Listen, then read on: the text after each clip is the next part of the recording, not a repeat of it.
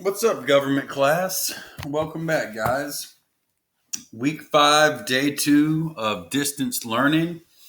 Hopefully, you guys are getting all your stuff turned in. The gradebook, Power School, and Google Classroom should be updated by the time you're hearing this, or you're hopefully hearing it. I hope you enjoyed yesterday's lesson. I really liked getting to interview a lawyer that has tried a case in the Supreme Court, and the fact that it got to be my dad was all the better. So that was great for me. I hope you guys found it interesting, at least somewhat interesting. So today we're going to talk about the office of the governor. I'd love to keep talking about the judicial system, but it's just so complex and there's so many layers to it that really we could spend the rest of the school year talking about it, and we've got a lot of info to pack in a small amount of time. So today we're going to talk about the office of governor. Um, who is our current governor? But more than that, we're going to look at the role of a governor in Georgia. And then we're going to go to a website called ballotpedia.org, and we're going to look at some statistics about the way that Georgia's gubernatorial elections have gone historically and recently. You guys will notice a shift in terms of whether Georgia is has a Republican governor or a Democratic governor. There's a shift that takes place. So we're going to look at that. We'll look at vote tallies from the most recent election. And then if we have time today, we're going to talk about some world events. Some world events, but more than that, national news. And that is that the state of Georgia, our governor, Brian Kemp, decided to reopen our state, a lot of parts of our state, sooner than was recommended by the national health experts. So he is being praised by some people, um, your more conservative folks, for letting people go back to work, etc. But a lot of people, essentially the overwhelming reaction has been that this was quite possibly premature and could potentially be dangerous. So maybe it will, maybe it won't, but that's part of holding a high elected office is making difficult decisions. And anytime, like we've talked about throughout the year, national or state, anytime you're making um, a decision on something controversial, some people are going to hate it, some are going to like it. But the national media has been saying the word Georgia governor more than they have in recent memory. So we ought to take a look at that and kind of see what that's all about. And you guys can make up your own minds on whether or not you think it's good.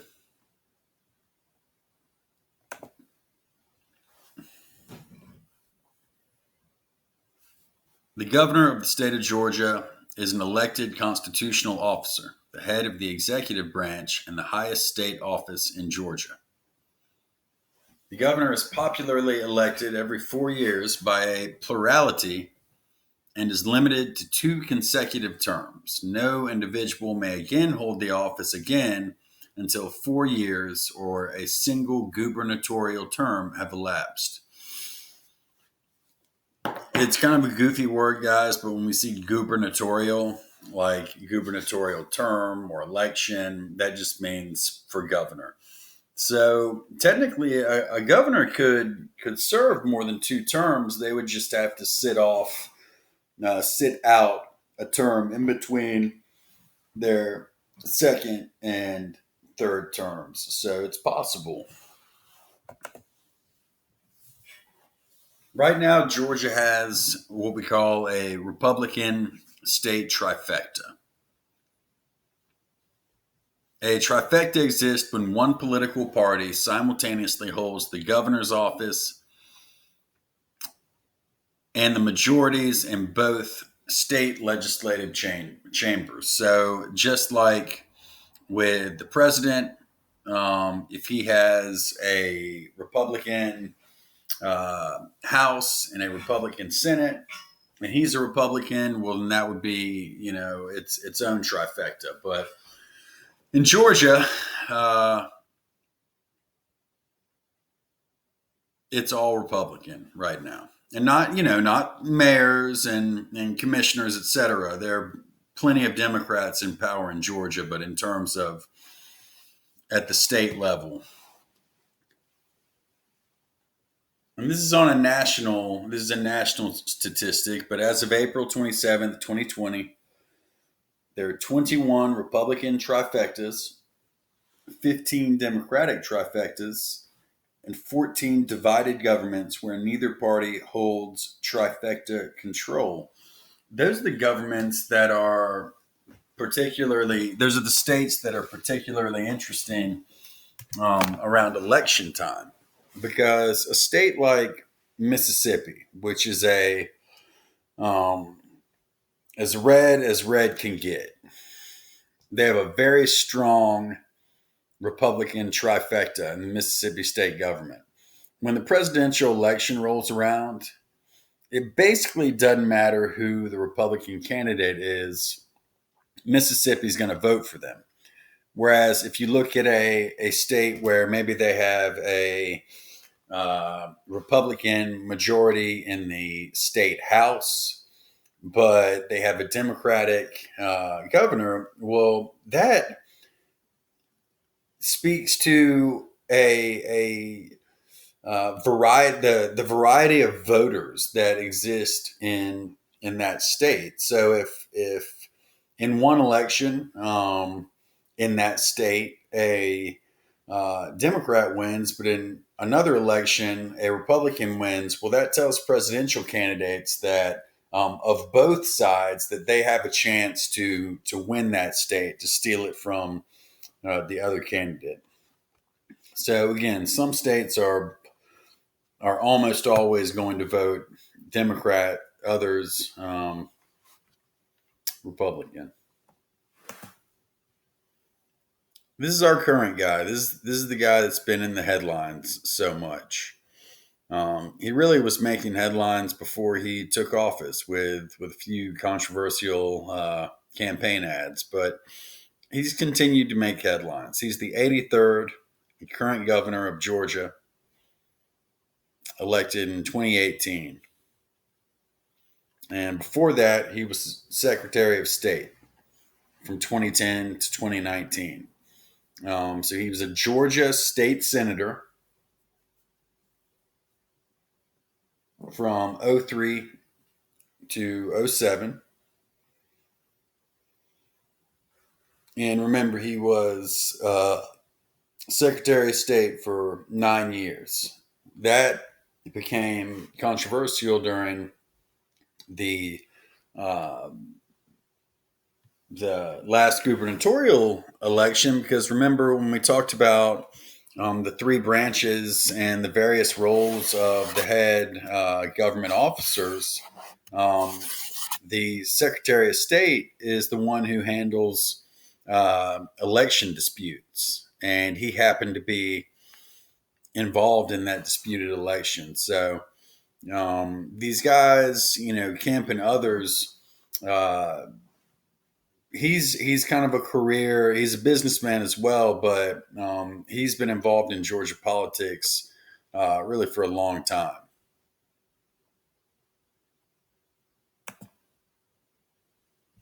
Qualifications. As Mr. Pope Sr. reminded us yesterday, every state has its own state constitution in addition to the United States Constitution. In Georgia, it's found in Article 5, Section 1. It says the governor must be at least 30 years old on the day he assumes office. on the day he is elected, have been a resident of Georgia for at least 6 years and an American citizen for at least 15 years. So, not in Georgia. We've only had native born governors, but like in California, for example, when I was growing up, the bodybuilder and actor Arnold Schwarzenegger was the governor of California. Well, he was born in Austria, but he had lived in California and he had become an American citizen. So you don't have to be born, unlike president, where you have to be quote unquote native born. That's not the case with governors, although that has always been the case when we're talking about Georgia specifically. And here's how it's spelled out: no person shall be eligible. Well, there you go. You can read that on your own.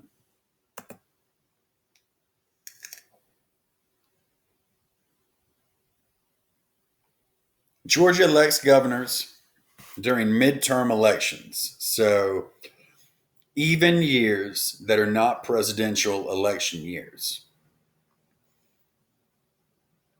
So, like the last presidential election was in 2016, which meant our last gubernatorial election was 2018, and so on. The next presidential is in 2020, so our next gubernatorial will be in 2022.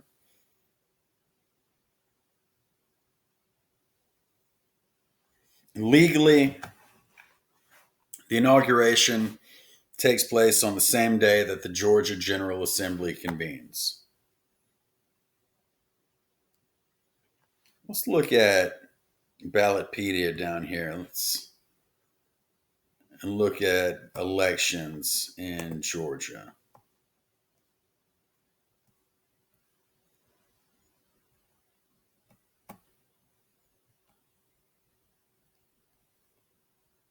So this is the breakdown of the 2018 Georgia gubernatorial candidate. This guy, Ted Metz, frankly, I couldn't tell you the first thing about him. He managed to scrounge up 37,235. Stacey Abrams, the Democratic candidate, received 1,923,685. Brian Kemp, who of course won the election and is our governor, got 1,978,408. So very close. There was no incumbent, right? Because our previous governor had already taken a higher office in the federal government. This is what it looked like in the primary. Stacey Abrams soundly defeated another Stacey Evans. Kemp defeated Casey Cagle, also soundly, and then won a tied election in the gubernatorial. Hunter Hill, by the way, he went to the same school as me, and he was a football star. So he didn't do too well for himself, but he was a big deal. He was probably a high school senior when I was in about the fifth grade. There he is. Uh-oh. What happened?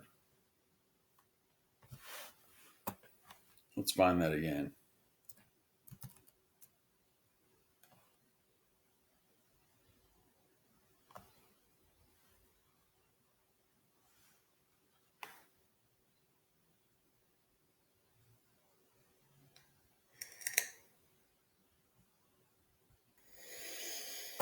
All right, where were we?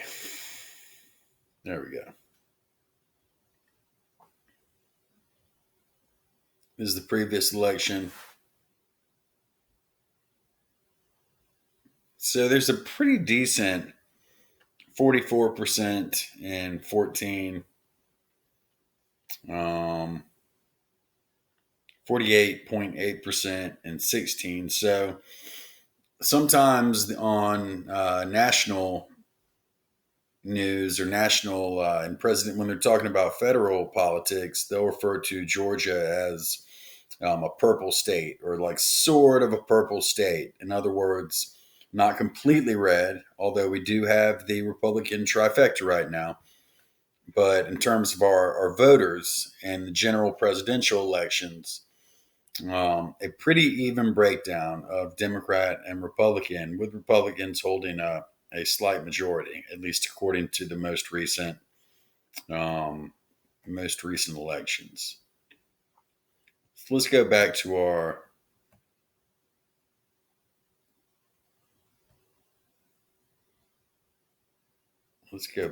our presentation, shall we? We shall.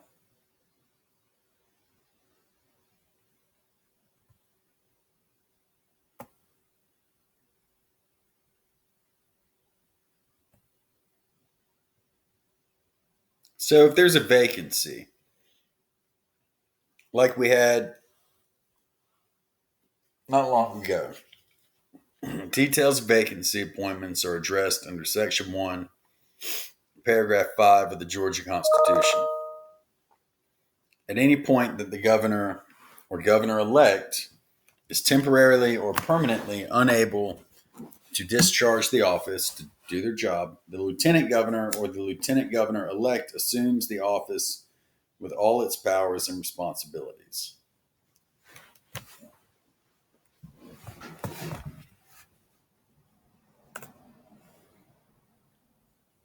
In most cases where the governor is permanently unable to fulfill the duties of the office, the lieutenant governor, as acting governor, will in most cases hold the office until the next general election. If the former office holder's term is set to expire less than 90 days after the next election, in other words, if it is the last year of the former governor's term, and when the governorship is left vacant less than 30 days before a general election, the lieutenant governor simply completes the elected term.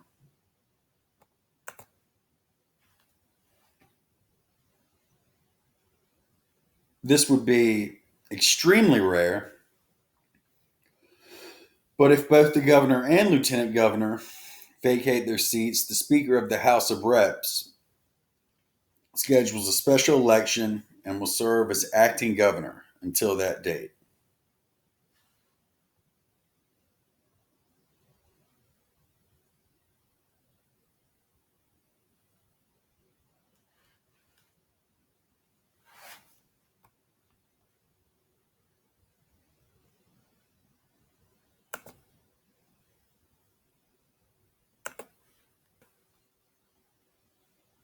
So yeah, again, the idea of both being vacant is not likely, but that's what would happen if they were. Removing a constitutional officer for disability is governed by Article 5, Section 4. Any four constitutional officers may petition the Georgia Supreme Court regarding the fitness for office of a fifth officer. That officer shall have a hearing with the testimony of no less than three board certified physicians, one of whom must be a psychiatrist, for being deemed unfit or removed. The Supreme Court may make a determination of either temporary or permanent disability. In the case of the former, in other words, in the case of temporary, they shall also determine when the governor may resume the office.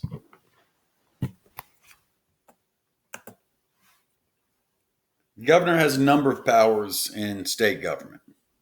They set forth these powers in Article 5, Section 2 of the Constitution.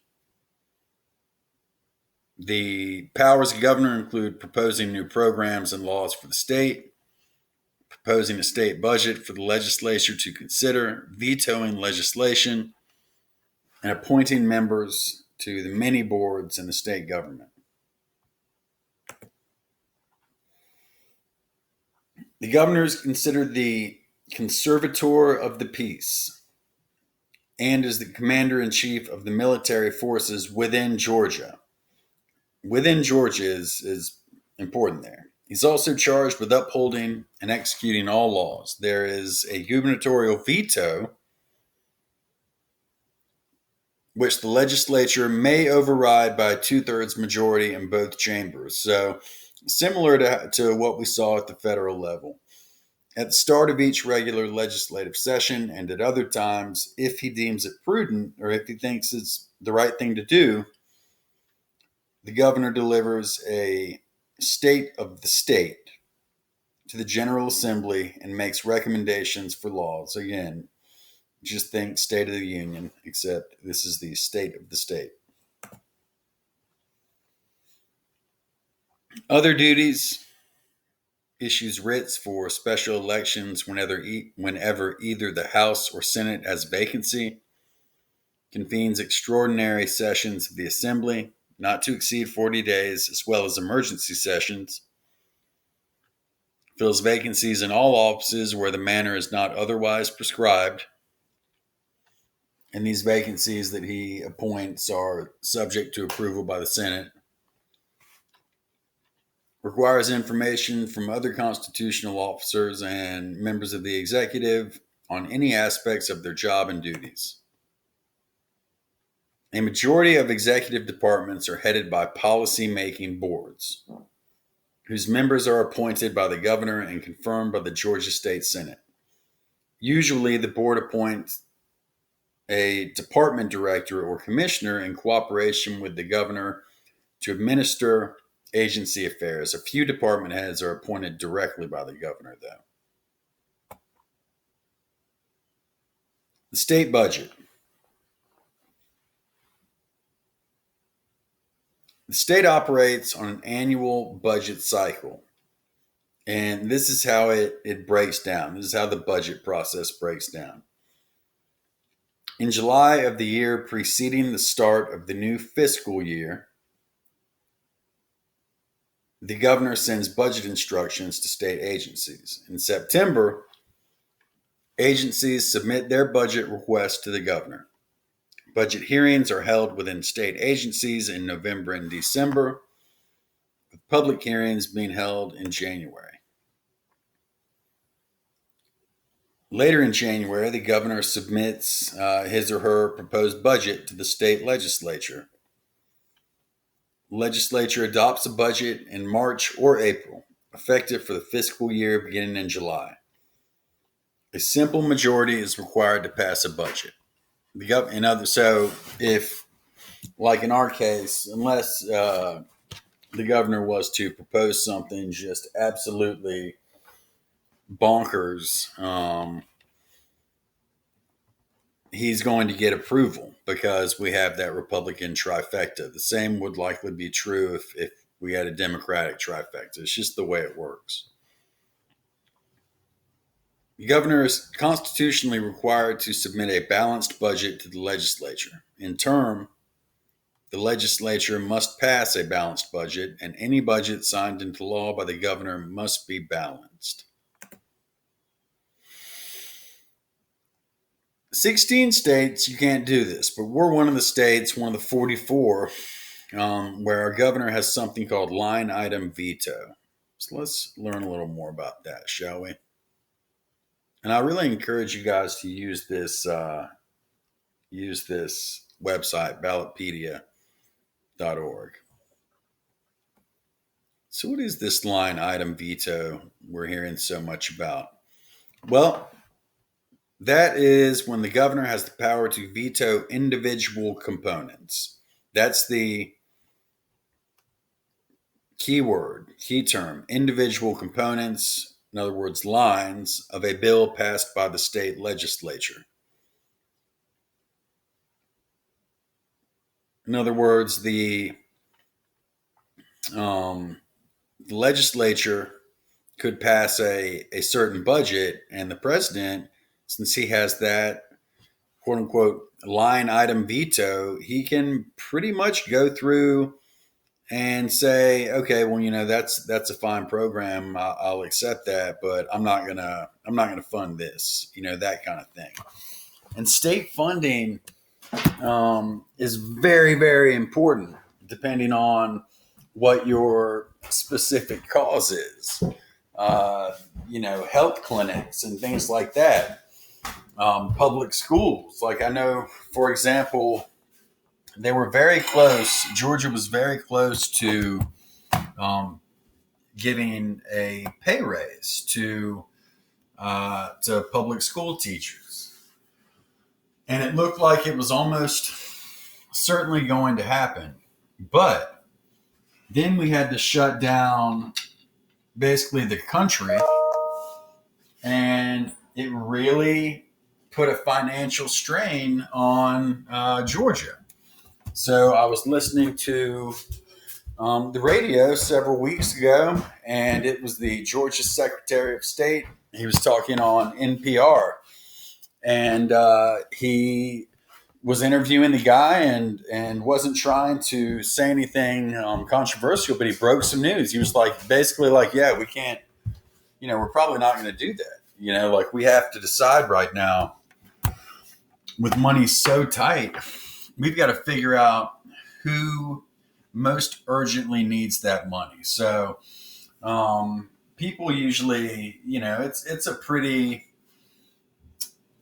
fairly bipartisan opinion that teachers, should get paid more. Some people don't think so, but the point is, the budget is only as big as it is, and you can only, you can't spend money you don't have as a governor. So, as certain programs and people's need increased funds and care, other groups sometimes lose potential funding. But that's just the way it goes. I love my job, and I don't know that I'd do it for free, but definitely don't do it for the money. Kemp has various other business interests, but excuse me, we're going to talk salary later. Um, the budget, and this is an old number. This is 2013, but it was $174,000,000, 616,000, and 781.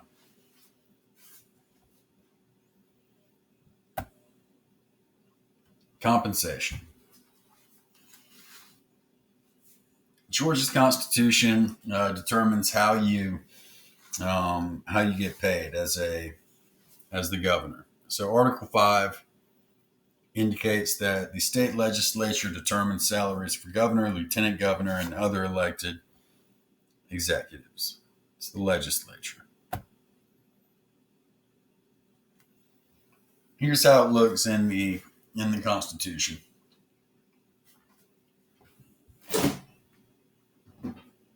Powers, duty, compensation, and allowances of other executive officers. Except as otherwise provided in this Constitution, the General Assembly shall prescribe the powers, duties, compensation, and allowances of the above executive officers and provide assistance and expenses necessary for the operation of the department of each.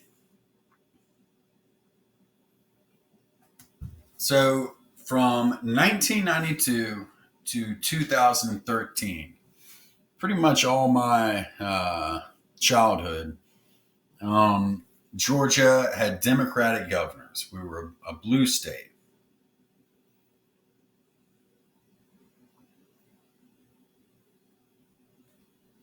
But in the last 11 years, the governor's office has been controlled by Republicans. So let's look at how that breaks down.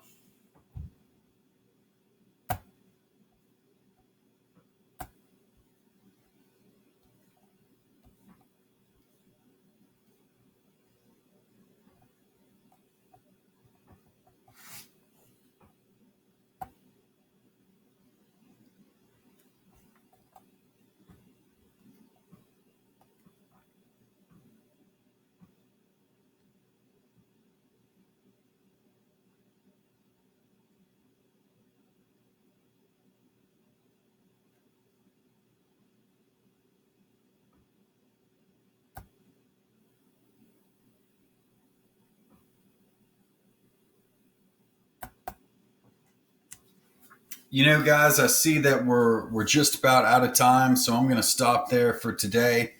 But we'll probably talk a little bit more about this tomorrow. Keep up the great work. I will talk to you tomorrow. You're on the home stretch.